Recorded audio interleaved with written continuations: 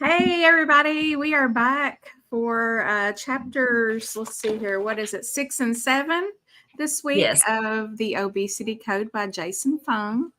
So, how's everybody doing today? Great. Good, good. Glad y'all made it. Bubba, I'm sorry that you're not feeling good today. Not my best. No, that's okay. But I'm Oh, here. yep, you're here. I appreciate it. So, what did y'all think about these two chapters? I enjoyed it. And of course, I'm not going to lie. I haven't read this particular book, but I'd seen other work that he'd done back in 2015 when I first started researching low carb. So I used to go to his website, but now I hadn't read anything by him in a long time. But what he's saying so far aligns perfectly with what was in Gary Taubes's book. And he does mention Gary Taubes in here, but yeah. Well, in all of Gary Taubes's books, he's got 4 now, but wow. Yeah. I've listened to a lot of the lectures and stuff that all of these big doctors in the carnivore, keto, low carb community have done over the years. Probably been studying this stuff for about 6 years now. But I'm just now getting into like actually reading the books because they can be kind of a lot, a lot to absorb. And I mean, you almost have to study it. Like I catch myself rereading it and, or re-listening to it, whichever I'm doing. Oh yeah, because some of those terms, you just like, what was that again? Yeah. And I mean, I'm sure I learned all of this stuff in nursing school, but not in this way. So yeah, it's a lot. But okay, so let's see here. So chapter 6. Whoops, hold on. I'm going to pull it up so I can kind of keep up as we go along. So chapter 6 was called A New Hope, which I like to think is a Star Wars reference. It might be. I wonder if he's a warzy. I feel like it is. So in this chapter, he recognizes that the medical system has basically criticized, berated, and ridiculed people because of their theory that they've always held of calories in, calories out, and that not working with most people, of course.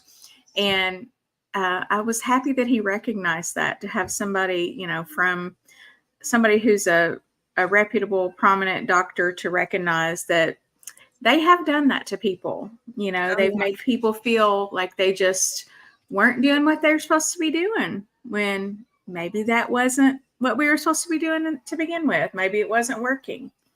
And that many factors contribute to obesity, but they aren't the sole cause. And obesity research is difficult because obesity is a long-term process. Therefore, short-term studies are of little use. It would be like if, you wanted to study if water made mold grow on the walls of your bathroom, and you did the study for 3 days. Obviously, you're not going to see any mold grow, but you can't draw the conclusion that, water doesn't cause mold to grow. And then let's see here. Obesity, I read that already. And then he went into the hormonal theory of obesity. So anybody have anything to add at this point?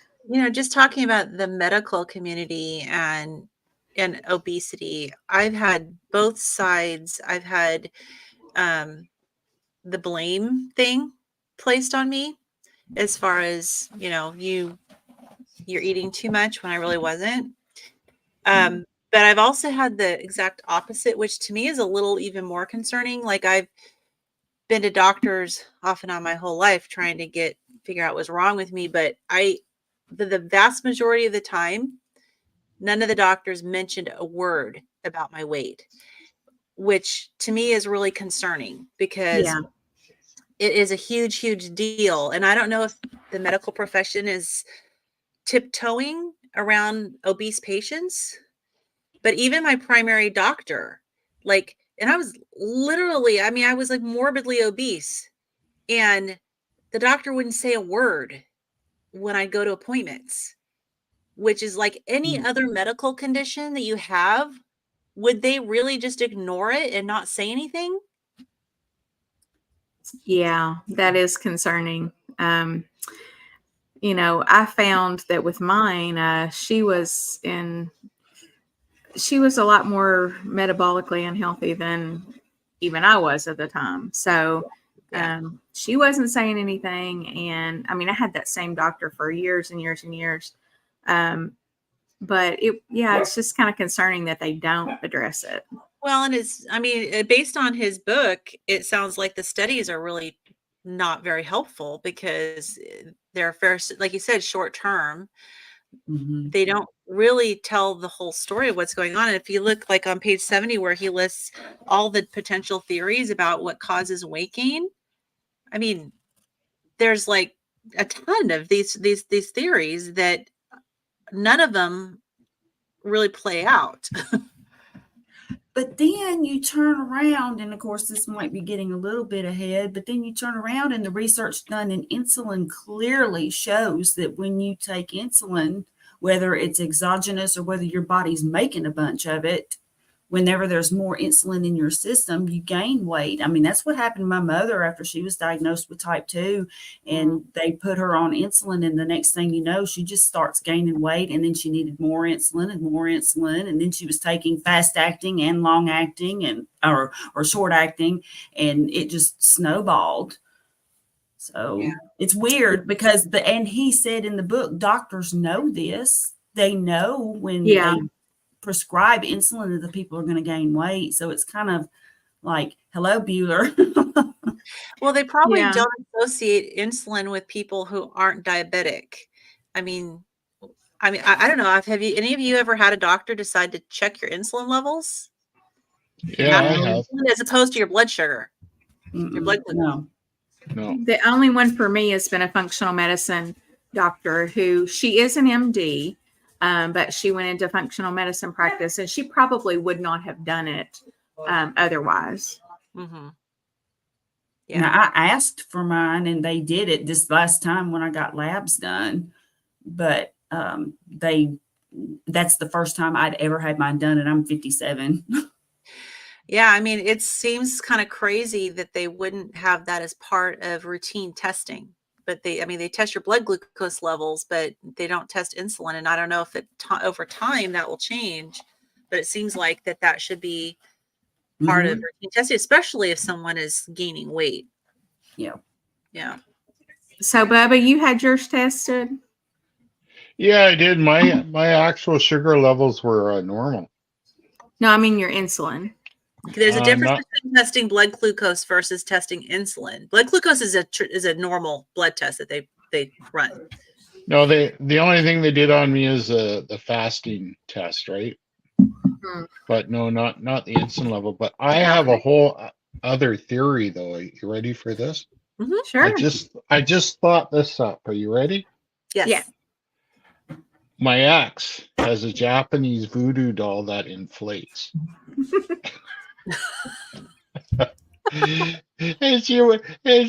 So she'll blow it up, little out, blow it up, little out. Just keep me off keel, right? Could be, man. Yeah, I just thought that up. So I thought I'd put that out there, right?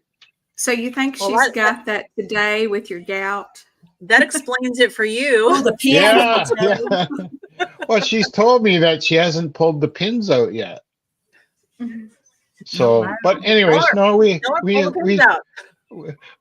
talk, and we get along actually better now than a long time ago. So that's all good. Well, that's probably good. Yeah. Funny.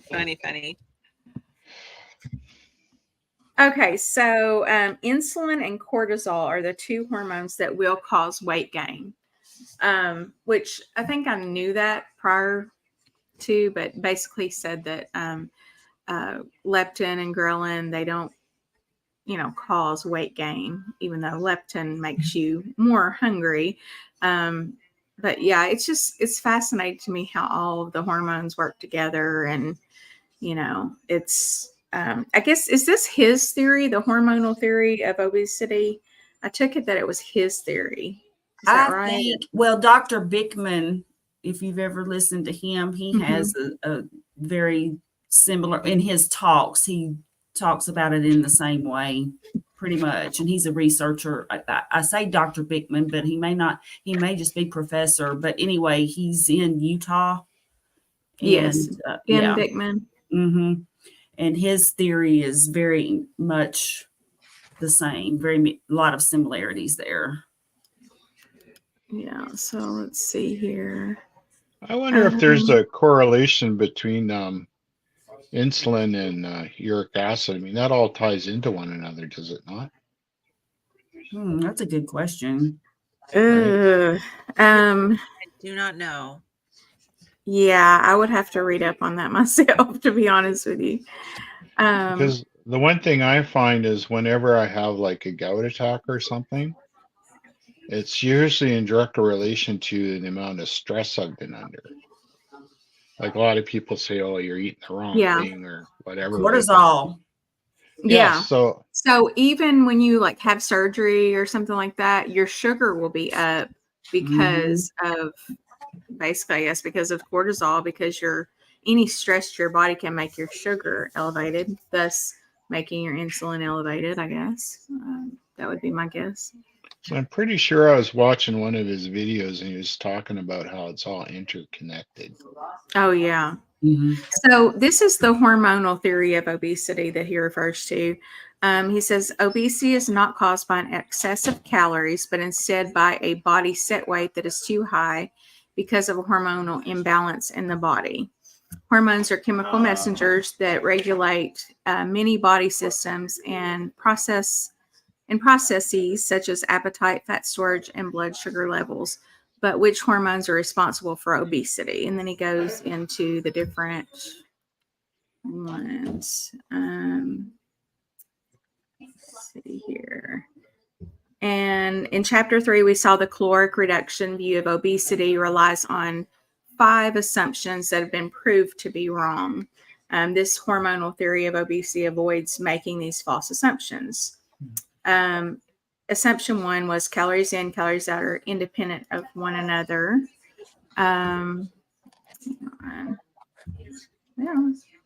Okay. The hormonal theory explains why calories in and calories out are tightly synchronized with each other. Assumption 2, basal metabolic rate is stable. The hormonal theory explains how hormonal signals adjust basal metabolic rate to either gain or lose weight. So basically, if you increase what you're eating, your basal metabolic rate is going to increase, and then decrease, it's going to decrease. And then assumption 3, we exert conscious control over calories in. The hormonal theory explains that hunger and satiety hormones play a key role in determining whether we eat. And then assumption 4, fat stores are essentially unregulated. And the hormonal theory explains that fat stores, like all body systems, are tightly regulated and respond to changes in food intake and activity levels. And finally, assumption 5, a calorie is a calorie. And basically, the hormonal theory explains why different calories cause different metabolic responses. Sometimes calories are used to heat the body. At other times, they will be deposited as fat. That was a lot. Mm-hmm. Yeah. So one thing he said that was interesting, like at the bottom of page 73, I didn't realize, he says the half-life of insulin that's broken down and rapidly cleared from the blood with a half-life of only 2 to 3 minutes. Oh, I know. I was like, did I hear that wrong? I know. I'm like, really? And I really didn't know that. I didn't know. I didn't know that. either. And so, what does that mean? Like, that means basically that, okay, we can get a fasting insulin and that'll give you a value.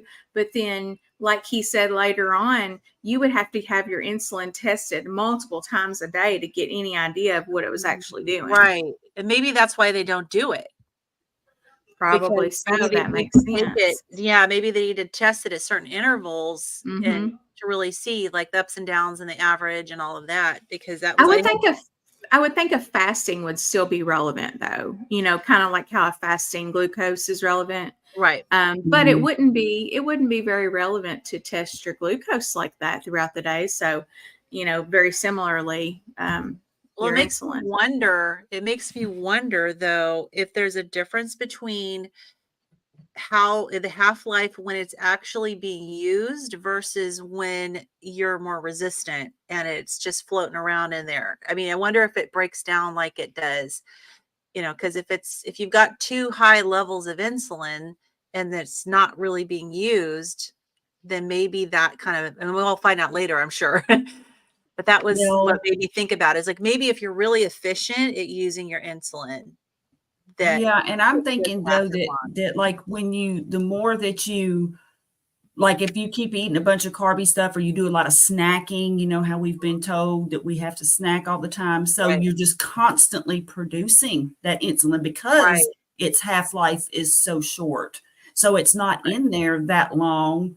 So you just have to keep making more and more and more to accommodate. So I can see how that would be a major problem over time, Oh, because yeah. like I said, I did Yeah. not realize that the half-life of it was that I had no short. idea. I mean, they don't teach us that in school. No. That's wild. Yeah. Well, but I mean, when you think It's about how it makes quickly, sense though, when you think about how quickly when you give someone insulin, how quickly it can drop their blood sugar, Yeah. Yep. and so that's why it makes me think maybe it's because it's used when your body is using it. Yeah. See, that's why I'm like, okay, I mean, I guess because you have your different types of insulin and those aren't the kind that your body's releasing necessarily. You know what I'm saying? Mhm. Like you've got your short acting, your, intermediate, Intermediate long, yeah. and yeah.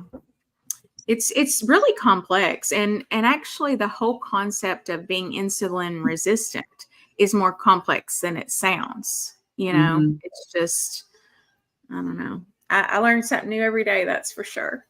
I got a Makes me question feel like for a you. dummy. Go ahead, Bubba.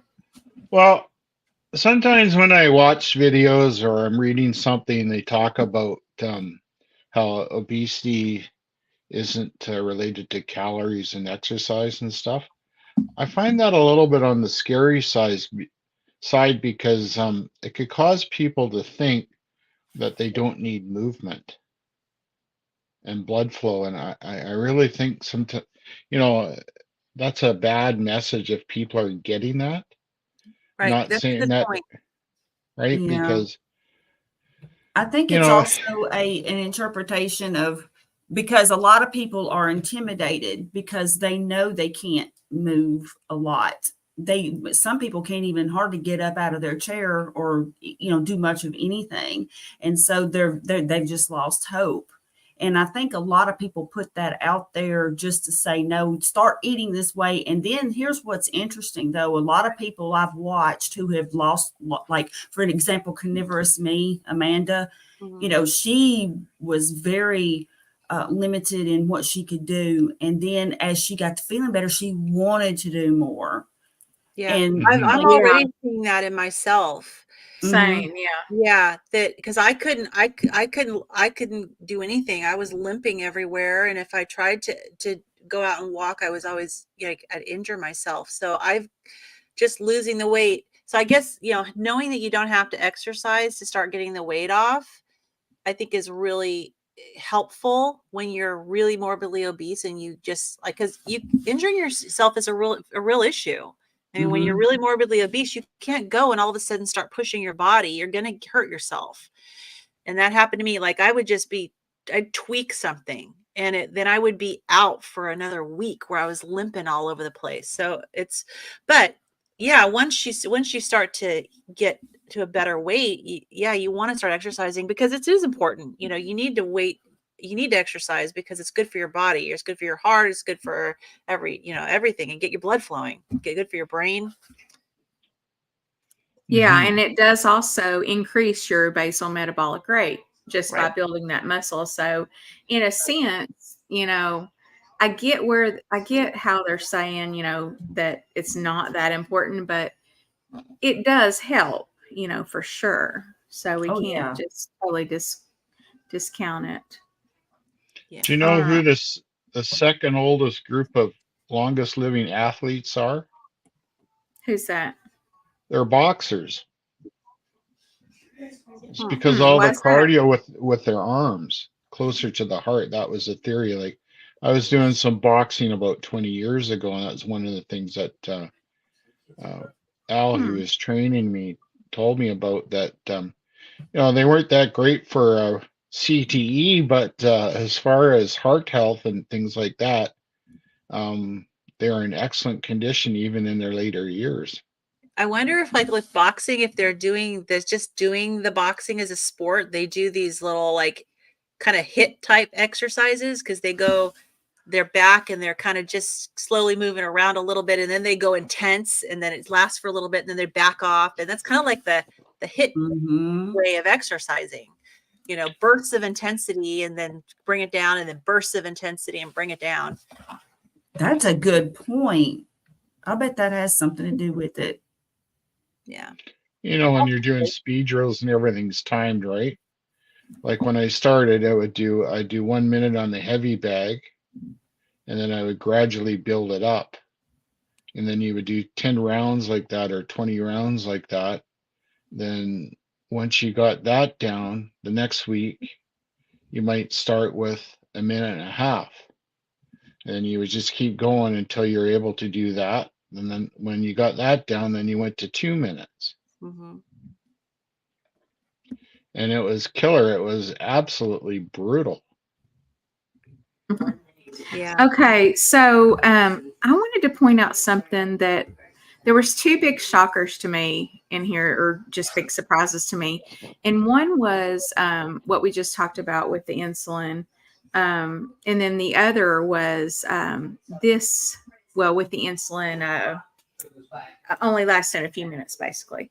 And then the other was where it says, okay, protein raises insulin levels as well, although its effect on blood sugars is minimal. Okay, fine. Yeah. Dietary fats, on the other hand, tend to raise both blood sugars and insulin levels minimally. But I'm thinking they raise blood sugars? I mean, even minimally? What did you guys think about I that? saw that and I was kind of, because when I first read that, I was like, they don't raise blood sugars. And then I think it's poor wording. Like he could have maybe said something like barely raise or something, because and of course we're all different. I understand.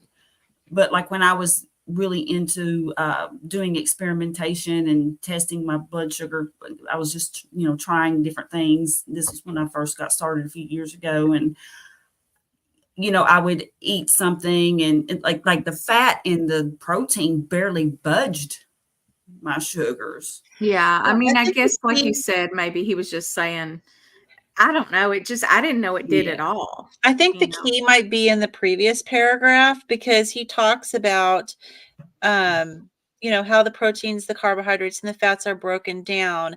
And then in the middle, he says all cells in the body can use blood sugar or glucose. Certain foods, particularly carbohydrates, raise blood sugar more than other foods. So I think that he's saying that all foods have an impact. It's just that carbohydrates raise your blood sugar more. So we may just not really I realize just that didn't realize everything we that eat, sugar or that everything fat we did. eat, yeah, may have an impact on our blood sugar and our insulin levels. And we just always associate it with the carbohydrates. But maybe there's just little spikes with protein and fats. Yeah. Isn't But yeah, Doc Carrie, I see what you mean. It may be the wording of it. well, Dr. Fung's a specialist, isn't he? Oh yeah, he's a He's a he's a nephrologist. nephrologist All right, and a so really good one. and not to cut down any of the other doctors, but this is what he specializes in, so he's really got to be in the know, Yeah. right? Yeah, I mean, pretty much most patients who have kidney failure are going to be diabetic. So yeah, he's very closely tied to knowing about that. Mm-hmm. Let's see here. Okay. Anybody have anything that really stood out to them that they want to talk about? Mm. Do you want me to tell a story now? Well, let me scan through the book first here. Let's see Yeah, here. I got a story for you. What happened this morning? I tell you. Yeah. Oh, let's see. Well, All it's right. What? interesting. Interesting. He was talking about on page 74. He was talking about we several hours after a meal, blood sugars and insulin levels start to drop, which makes it kind of interesting because he said before that the half-life of insulin is like 2 to 3 minutes. So I wonder if we are just constantly producing more insulin when we have food in our system. And so maybe the Yeah. individual insulin molecules break down very rapidly, but we keep producing them. And, so. Yeah. But And maybe Your isn't there? body just At a keeps decent- making them, and then your body just keeps making the insulin because it keeps thinking well, first it just gets accustomed to making a bunch of it because you're eating that stuff. While, they tell us to eat 3 meals a day plus snacks. And of course they tell us to eat all this carby stuff. The great they. Yeah. They. And so the insulin, after you do that for so long, your insulin just stays up there because your body's just expecting that it's going to need it to fight that stuff.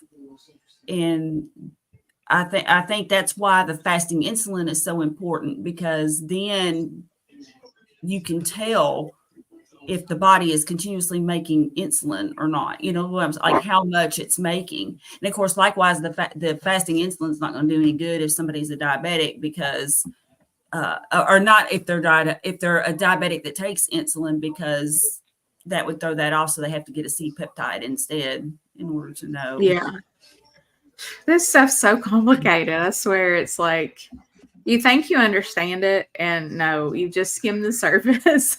There's so much more to learn. Yeah, well, You they've been see- talking about the liver, and So the glycogen storage in the Yeah, liver and that whole I was process. going to read that. Do you want to Yeah. read it, or you want me to? Oh, go ahead. So at meal times, ingesting carbohydrate leads to more glucose being available than needed. Insulin helps move this flood of glucose out of the bloodstream into storage for later use.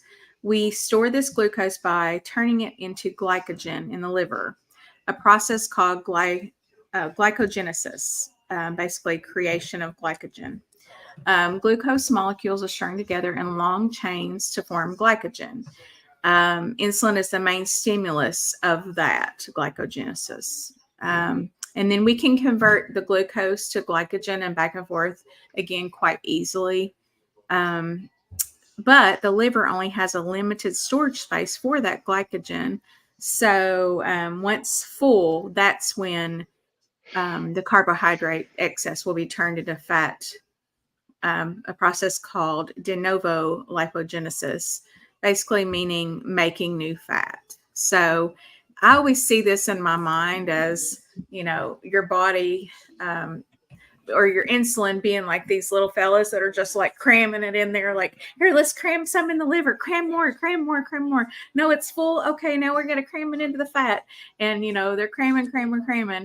And then I think there are certain people, depending on their genetics, can hold like more fat than others.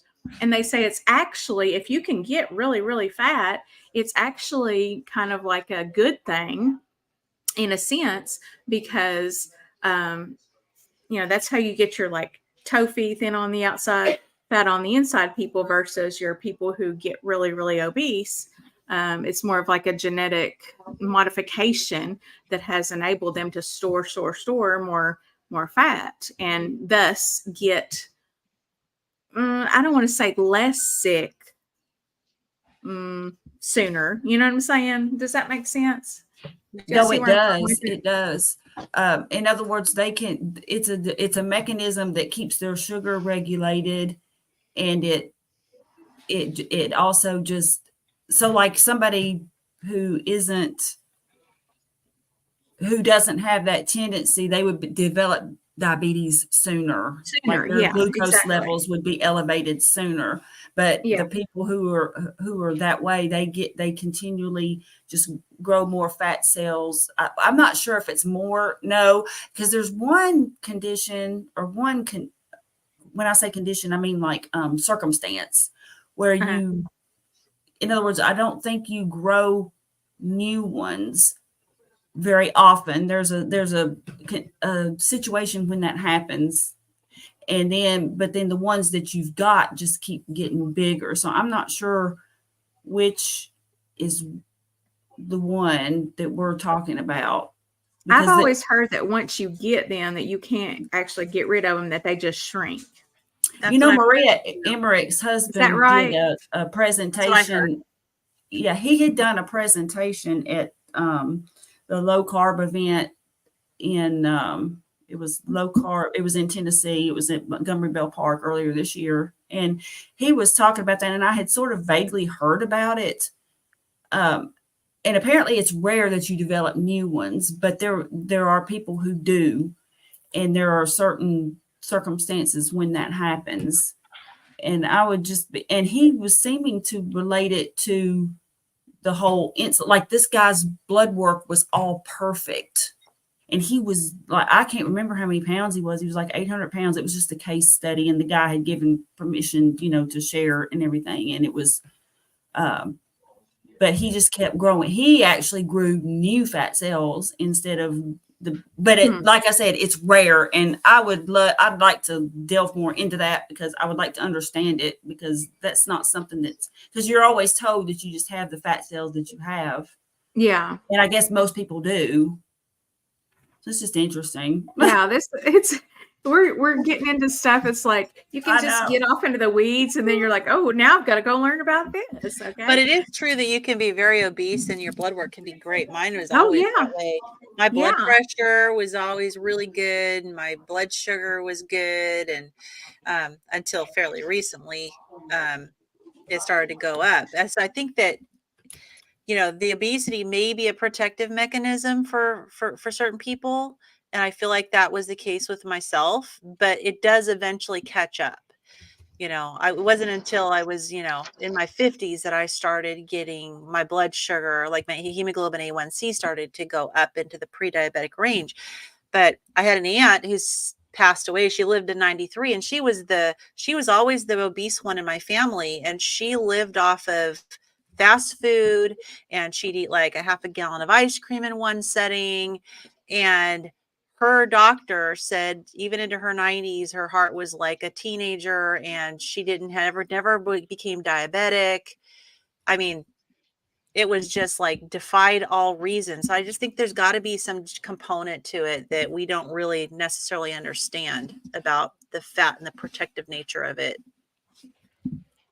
Yeah, I think that'll be a whole nother book, or maybe that'll come later in maybe this someone one. Not that I'm advocating staying fat. No.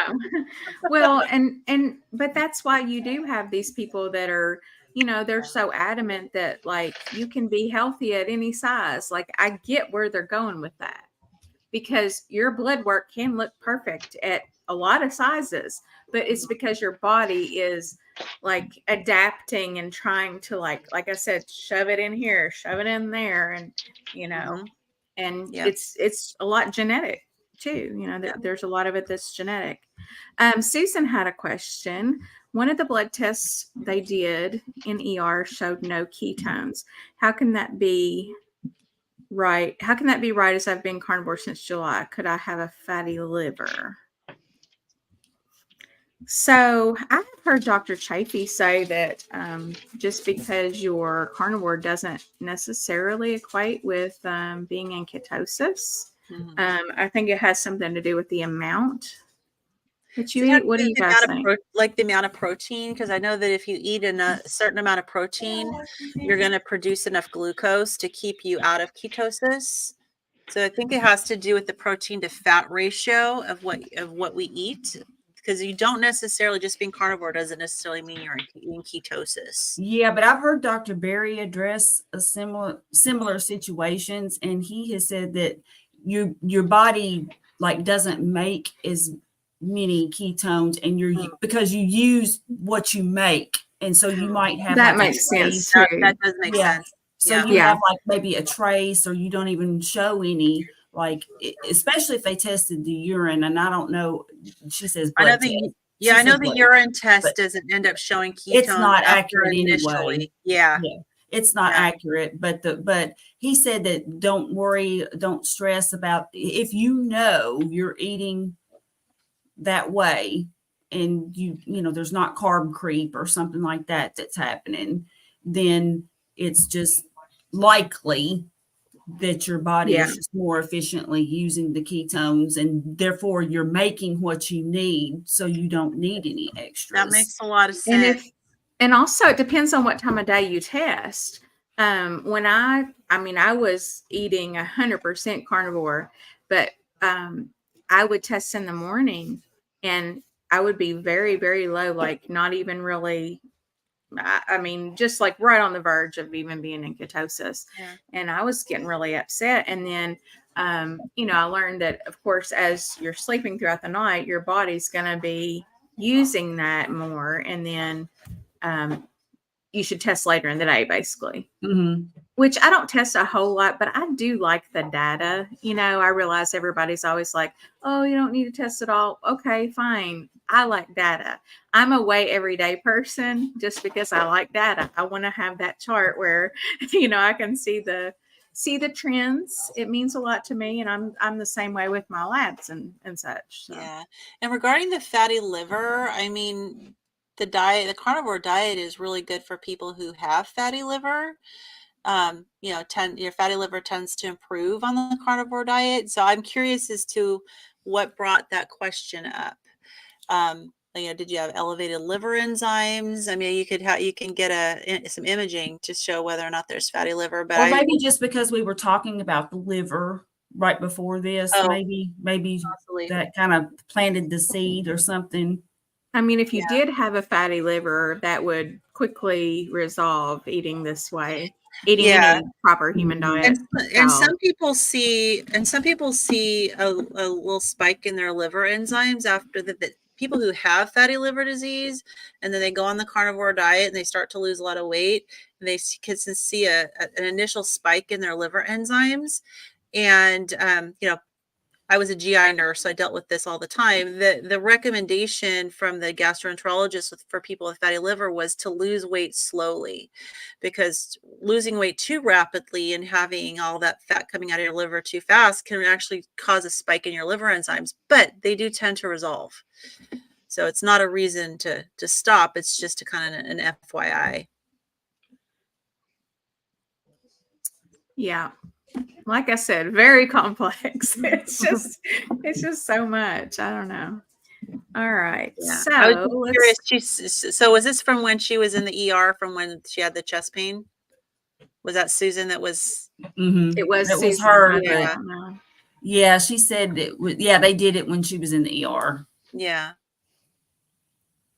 Okay. Okay. Let's see here. Okay, so we got up to de novo lipogenesis. Now let's see here. There was several hours after a meal, blood sugars and insulin levels start to drop. Less glucose is available for use by the muscles, the brain, and other organs. The liver starts to break down glycogen into glucose, which it said was easily done, to release it into general circulation for energy. The glycogen storage process in reverse. This happens most at night, assuming that you don't eat at night.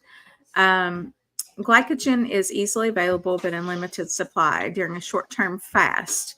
Your body has enough glycogen available to function. During a prolonged fast, your body can make new glucose from its fat stores, a process called gluconeogenesis, the making of new sugar. Fat is burned. Are you trying to? My husband is dancing in front of me right now. Trying to, make me laugh. Fat is burned to release energy, which is then sent out into the body. The fat storage process in reverse. Let's see here. What else is relevant to what we're talking about? Insulin is a storage hormone. Ample intake of food leads to insulin release. Insulin then turns on storage of sugar and fat. When there's no intake of food, insulin levels fall and burning of sugar and fat is turned on. Okay. So basically, I see how we're getting to Jason's whole thing of fasting. Okay. He says glycogen is like your wallet. Money goes in and out constantly. The wallet is easily accessible, but can only hold a limited amount of money. Fat, however, is like the money in your bank account. It's harder to access that money, but there is an unlimited storage space for energy there in your account. Like the wallet, glycogen is quickly able to provide glucose to the body. However, the supply of glycogen is limited. Like the bank account, fat stores contain an unlimited amount of energy, but they are harder to access. That example about the wallet was great.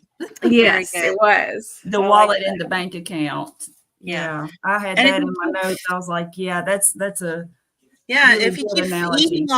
eating all day, I mean, how many of us have gone and had been recommended, like on different weight loss programs, to eat 6 meals a day, Yep. or eat 3 meals and eat Every 3 hours, you need to be eating, right? You need to be eating to do what? To keep your blood sugar levels stable, right?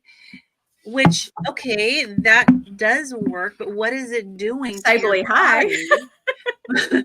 And you never get a chance to really access those fat reserves. Yeah. Mhm. You know, because the insulin's constantly pushing everything into your liver, and you're drawn out of it, and it's like you never get to access your fat reserves. Yep. Oh, interesting. I want to hear Bubba's story.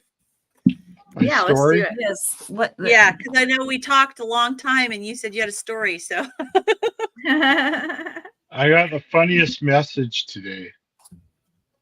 What's Uh-oh. that?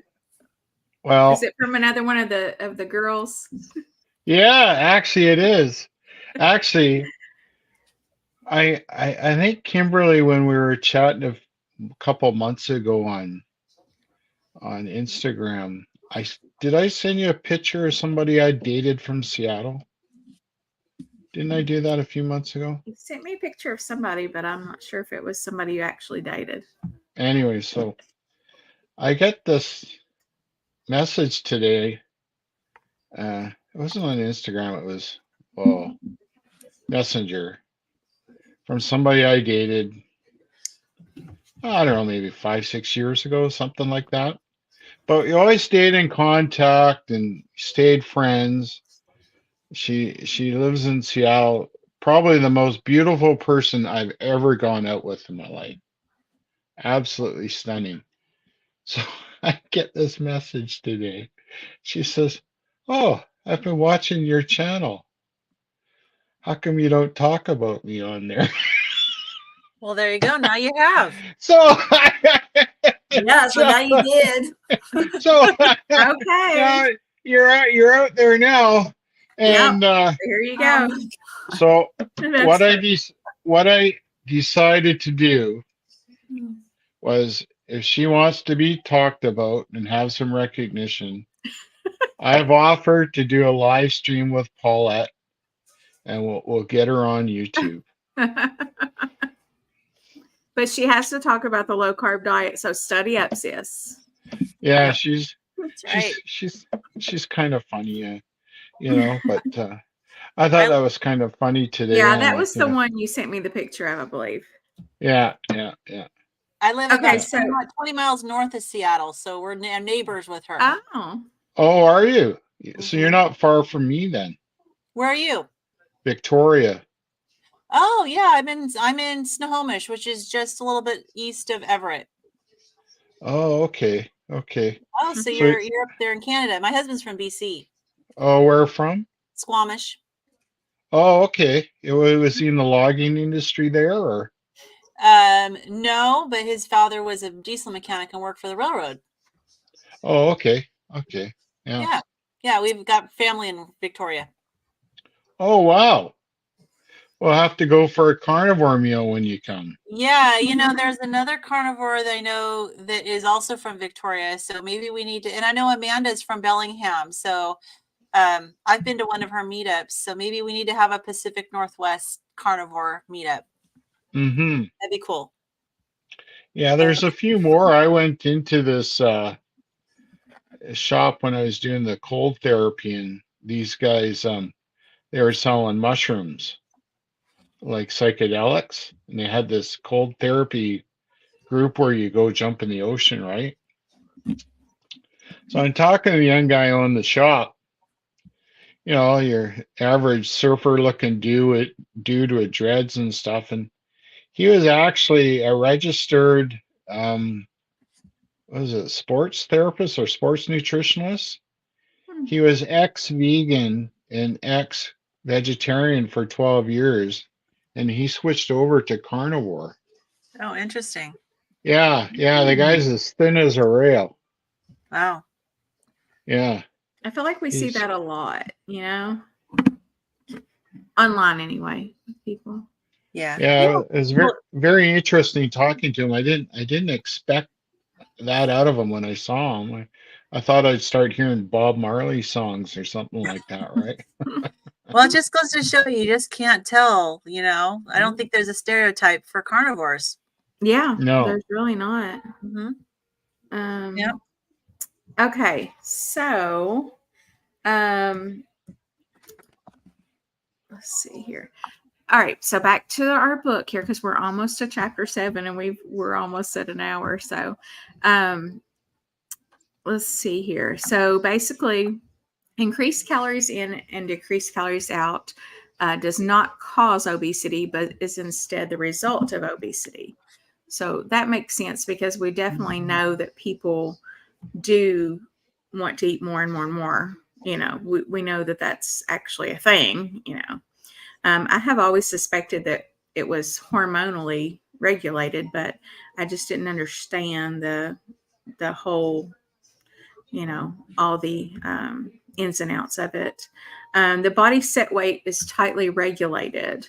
Most people's weight remains relatively stable, which is why I think we reach these plateaus where our body's like, no, this is where we're at for a while. Even people who gain weight tend to do so extremely gradually, 1 to 2 pounds per year. This does not mean, however, that the body set weight is unchanging. Over time, there's a gradual upward resetting of the body's weight thermostat. The key to understanding obesity is to understand what regulates body set weight, why body set weight is set so high, and how to reset it lower. Yes, please, Jason, tell us. No kidding. This is what we want to know. He's good at the build up, isn't he? He is good. I mean, he is good. He's like cliffhanger, Yeah, Here, I mean, here's Like, your little morsel. okay. Come on.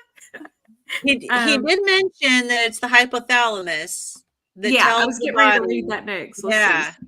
So it says if insulin causes obesity, it must do so predominantly through its effect on the brain. Obesity is controlled in the central nervous system through the body set weight, not in the periphery. In this hypothesis, high insulin levels increase the body set weight. So basically, yeah, in the brain. And then he goes on to say in the hypothalamus. All right, so we're to chapter 7 now, folks. And the title is Insulin. It can make you fat. Does anybody want to start out there or read anything significant that stuck out to them? Because I feel like we're going to have to. Well, there were studies that were like, there were multiple studies. I sort of alluded to that earlier that show that when you give people insulin or when their insulin is raised, because some of the medicine raises your own insulin and then others, it does different things metabolically to your body. But basically, if you monkey around with the insulin, shall we say, that the people gain weight. So it does affect that. And there's actually, it's significant differences in the weight gain when they do that. So it's not like it might be a pound or something. So it's just statistically insignificant. There were pounds in the difference. Like there was a 1993 study, the Diabetes Control and Complications Trial, and like with the high dose insulin, they gained 9.8 more pounds than the others. And what was interesting about that is the control group and the group that gained, that they gave the insulin to, they were in the same, like, in other words, there wasn't obesity, or there wasn't much obesity in those two groups. So that's really telling to me. Yeah, I thought I was reading how insulin definitely, well, insulin, and then cortisol, and then other steroids, of course, increase weight gain. And then there were several types of medication that he named that actually have an effect on the insulin levels. And if they increase the insulin levels, then they will also contribute to weight gain. So basically, it's pretty well established that increased insulin is going to make you gain weight. Like, he pretty much said, yeah, duh. Well, and it's interesting because all these medications where you see that there's a side effect of weight gain, Yeah. it kind of explains why, because it must be impacting your insulin.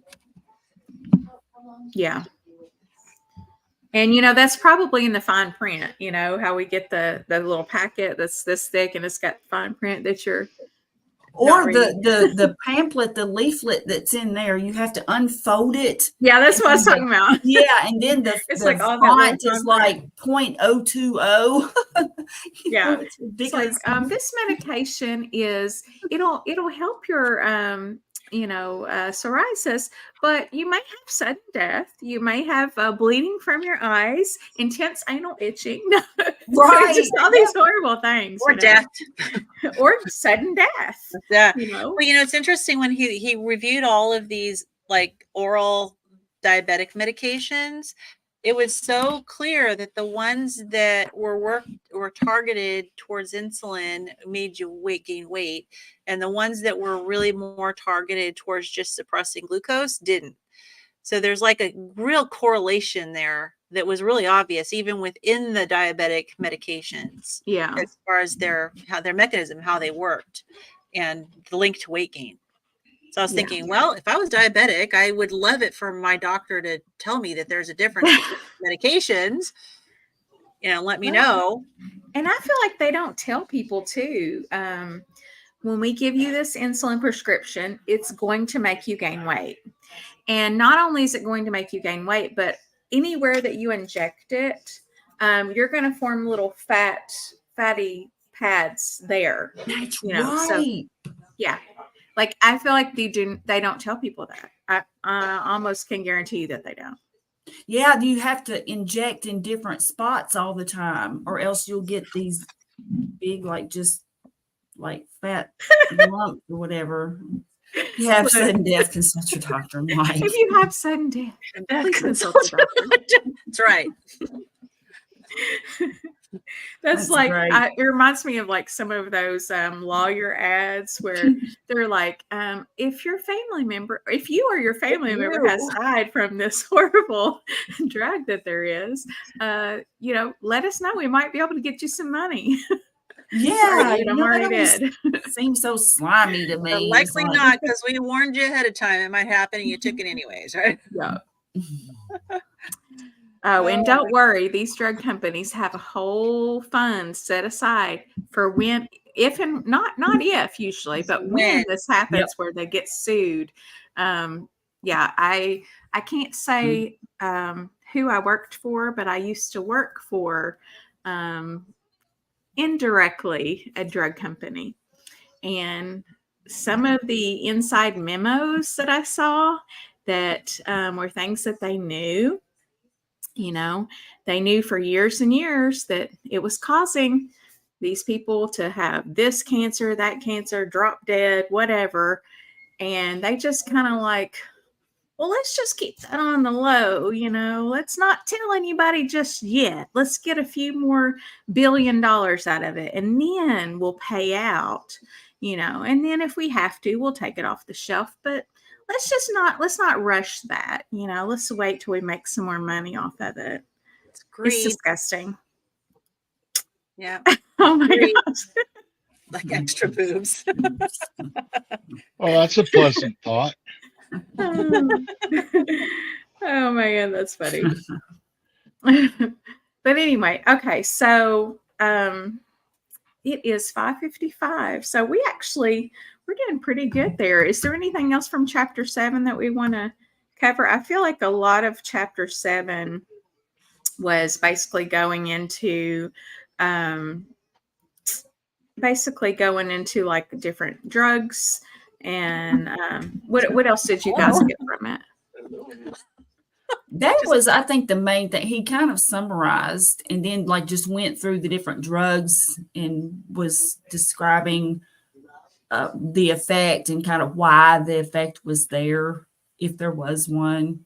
And the only one which, and I can't remember exactly what year this book came out, but you know, those inhibitors that he mentioned at the very end, I mean, that's the ones now that are so Yes. popular. And people can lose weight what are on they them, but called? boy, there are problems with them. Yeah. Mhm. Yeah. Well, there was one thing, and this might be a good wrap up, but there's one thing that at the beginning of this chapter that I underlined. It says obese people secrete much higher levels of insulin than do those of normal weight. Also, in lean subjects, insulin levels quickly return to baseline after a meal, but in the obese, these levels remain elevated. So that's Yeah, probably so gonna we're be going into like some insulin resistant resistance. territory, Yeah, right? yeah. So it's an interesting observation that, once you're obese, you tend to hang on to the insulin that keeps you stay there longer. And so, you know how they say like the fat is actually an organ itself, Yep. right? It acts like an organ. So, it's starting to come together how like the fat itself is causing all of these other things rather than the opposite, like it's causing you to be hungrier. It's causing you to want to eat more. It's causing you to gain more weight. It's, the fat itself is causing that. Once the hormones get wackadoo for whatever reason, I hope he tells us real soon. I'm like, how can I fix this? Please tell me. But yeah, it's so complex. I mean, I have to write down a ton as I'm reading, and then I have to like go back and say, wait a minute, he said this earlier, and like I'm putting stuff together, and I'm sitting here thinking of like, okay, in what way could I eat that it would trick my body into not gaining more weight? I think that's where he's leading to, because the whole thing, yeah. we know he's about fasting, like you said earlier. And we know what he's going to say. Yeah. Stop eating. Just fast, extended fasting. And I think he's going to say intermittent fasting, because I feel like that's what he pushes more than anything. And, and also one thing I did want to point out was there was a point in the book where he he directly said that an equal number of hours feasting or your eating window versus an equal amount of hours fasting was the best ratio there. For like just normal times. I'm talking about like if you're metabolically healthy. So I'm thinking he's going to say, okay, if you're metabolically unhealthy, you've got some catching up to do. So let's like extend that window. And that way, if you're doing like a 16 fasting or 18, anyway, that's just my guess, but we'll see. They don't ever get into anything about myostatin, do they? He hasn't mentioned anything about it. Why? Well, the one thing I found in the bodybuilding community, the guys here are naturally a lot more muscular and they get that onion skin and they get leaner, is because they have issues with their myostatin or none. Oh. And I was remember as mid 2000s, there's a thing in the Scientific America where you can, I think it was Italy that you're able to do it, where you'd go give them some blood and they would do something to it and then inject it back into you, and it would affect your myostatin. So okay, so myostatin, for those who don't know, because I didn't have to Google, is a protein that inhibits muscle growth. It's also known as a growth differentiation factor 8. And it's produced by myocytes and is present in skeletal muscles, also found in small amounts in the myocardium. It prevents muscles from growing too large. However, abnormally high levels of myostatin can cause muscle loss. So just FYI. Interesting. I was just really curious about it. Yeah. I mean, there's so many like proteins, growth factors, hormones, like biochemistry is so interesting and so complex. It's just fascinating. I took Well, it's a funny course. because, like, if at somebody Clayton. is tall, you don't say, well, they must have eaten too much or they did this. You know, that's just how they were Yeah. made. So, and of course, really, I guess there's nothing you can do about being taller, but by the same token, it's controlled by hormones. So it's always made sense to me that there are people who tend toward one end of the spectrum or in the other. Yeah. And And my then what thing, you eat controls that, yeah. then how your body processes it. Well, my thing is, I've been thinking about like all the hormone disruptors that we have now. You know, that they didn't have, like Mike's talking about back in the 70s when there wasn't as much snacking, people ate together as a family, and not much obesity, and that could definitely be a factor. But there's a lot more hormone disruptors now than there were. On our food, around our food, in our environment, everywhere. Well, food even And changed in the 70s. I mean, I was born in the 60s, and most of my childhood was the 70s.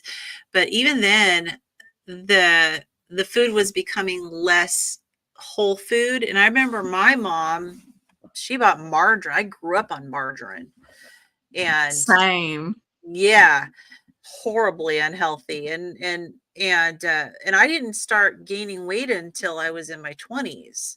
So even Yeah, growing up same. on Well, that 30s actually. bad food, but it was the fact that yes, we ate 3 meals a day, and there wasn't snacking in between. I think that didn't make a difference, even though the food quality was starting to decline already. Yeah, I think the seed oils and the fructose are the two biggies that, in the 90s, like the late 80s and 90s, were really pumped into the food. And I think that was a big key in conjunction with just the way they told us to eat.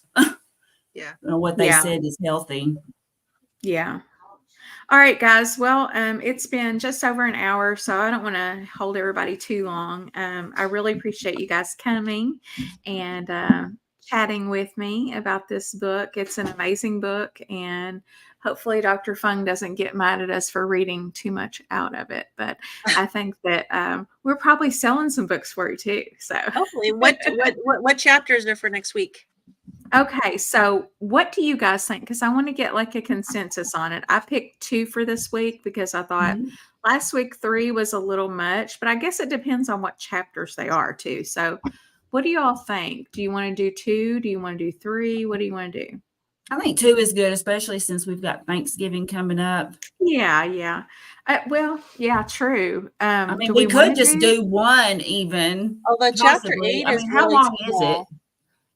So she said chapter 8 is small. So let's go ahead and do 2. Yeah.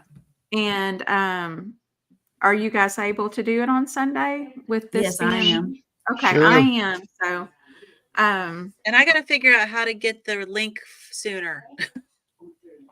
I'm missing something. It's okay. So I sent it to you in Instagram. I've got you added to our group message, but we can chat about that all. Yeah, because I'm not getting it. Maybe it's user error on my part.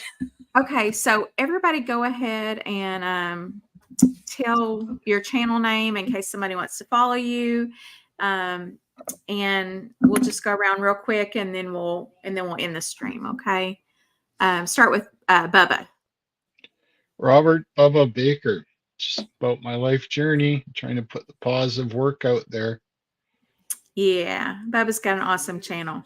I found him really early in my carnivore journey, and I said, you're like my carnivore brother, and we've been buddies ever since. So, okay, Yeah. Lynn, I'm sorry.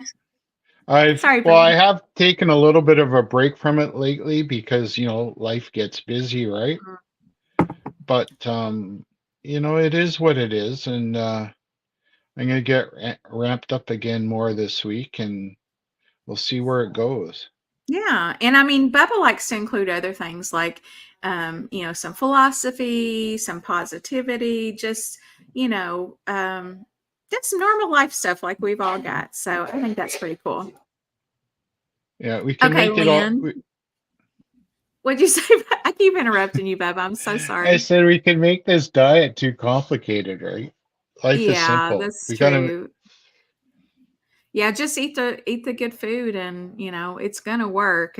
We don't have to know exactly why it works, but I'm super nerdy and I want to know. So Yeah, I'm that I way really too. appreciate y'all doing this with me. Okay, so Lynn, go ahead. Okay, so my channel is called Midlife Carnivore, and I do a couple of things. I'm trying to figure out how to get my mast cell activation syndrome under control. And this elimination is the key for me, and eliminating histamines. But the weight loss is a huge factor as well, because I've struggled with morbid obesity, and especially since I've been so basically crippled, at least for the last year. And so I report every Monday. I do Monday weigh-ins. I'm kind of nerdy and sciencey as well, kind of like him being a nurse and everything. Like to dig into some science. So, and I've been doing some nice interviews lately too as well. So, All right. Okay, go ahead, Carrie. Well, okay. My name is Carrie with my metamorphosis, and it has an O after the T. So, and the story behind that, real quick, is people wonder why there's an O. And I was actually playing around with the name, and I was going to name myself my ketomorphosis. Okay, so keto has an O, and then since I was actually eating carnivore and more focused on meat, I decided to change the name, and I didn't change the O to an A. So I know that throws people off, but I kind of like it with an O there. So just Me remember when too. you I look like for it. me to use the O, meto. So anyway, it's about my journey. My journey is a little bit different because I actually started low carb in 2015 in order to not become type 2 diabetic like my mother, because I saw how poor her quality of life was. And it just kept getting worse and worse, and she kept getting bigger and bigger and didn't have any energy to do the things that she loved to do anymore, and her health just suffered for it. So I decided I did not want to end up that way.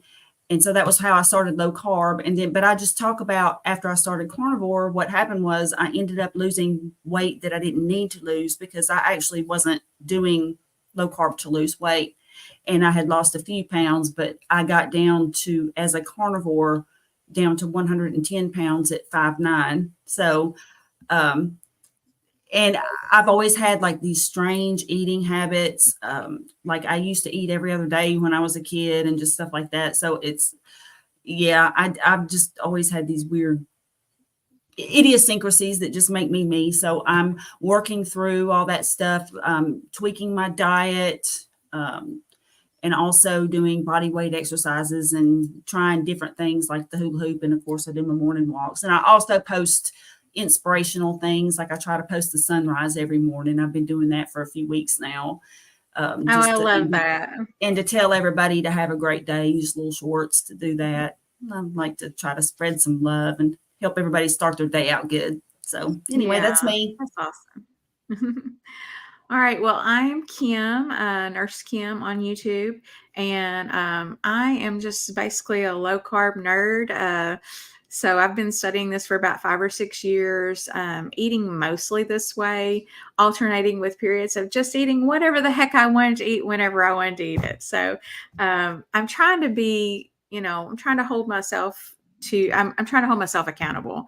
So this is a good way to do it. And I've just met so many wonderful people online that I've made friends with, and talk to you on a regular basis. And it's just really fun. Like I was telling somebody, or I was telling you guys last week, I love to do this book club because it's a way for me to actually make myself read every single week and not just put it off, because I can put things off until the end of time. But yeah, so I have a set amount I have to read, and then we have to discuss it. And then getting your feedback, it kind of points out things about the book that I really didn't notice, So, so yeah, I agree, Mike. And I mean, I would extend that to like the low carb community in general. Like, they're just awesome. I've met a lot of really cool people. So, anyway, we will close now, but I thank everybody for coming and watching. And if you're watching on the replay, make a little comment, say hi. And if you're reading this book, tell us what you got from it. So, anyway, I'm going to go ahead and end the stream now. So, you guys have a great week. Okay, bye. Bye. Bye.